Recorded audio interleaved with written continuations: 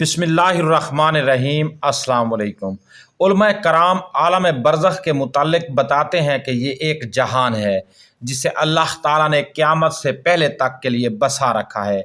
ये हमारी इस दुनिया से इतना ज़्यादा वसी है जितना कि ये दुनिया माँ के पेट से ज़्यादा वसी है। इस जहान में ईमान व कुफ़र और अताअत व मासियत का असर आँखों से नज़र आता है, यानी वो चीज़ें जो हम इस दुनिया में नहीं देख सकते, आलम बरज़ख में वो चीज़ें हमें नज़र आएंगी जिनमें हमारे आमाल भी शामिल हैं। उलमा कराम शरई हवालों से बताते हैं कि आलम बरज़ख की इब्तदा मुनकर व नकीर के सवालात से होती है। जब रिश्तेदार और दोस्त अहबाब मैयत को कब्र में रख कर वापस लौटते हैं और रूह इंसानी जिस्म की तरफ वापस लौटाई जाती है, तो मुनकर नकीर बाहुक्म खुदाबंदी कब्र में आकर मरने वाले से सवालात करते हैं। उनका पहला सवाल होता है कि तेरा रब कौन है। उसके बाद वो पूछते हैं तेरा दीन क्या है।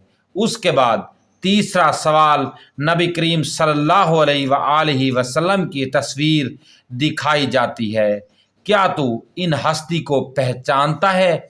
अगर मरने वाला इन सवालात के सही जवाबात दे दे तो फिर आसमान की तरफ से एक आवाज़ देने वाला कहता है कि मेरे बंदे ने सच कहा, इसके लिए जन्नत के दरवाज़े खोल दो। बस जन्नत के दरवाज़े खुल जाते हैं और वहाँ की खुशबुएं और ठंडी हवाएं आने लगती हैं। लेकिन अगर मरने वाला काफिर या मुनाफिक है तो वो फरिश्तों के सवालों के जवाबात नहीं दे पाता और उसके लिए जहन्नुम के दरवाज़े खोल दिए जाते हैं। दोस्तों, हमें भी हर वक्त अल्लाह से तौबा व इस्तिग़फ़ार करना चाहिए और हमें कोशिश करनी चाहिए कि हम 5 गाना नमाज बाजमात अदा करें।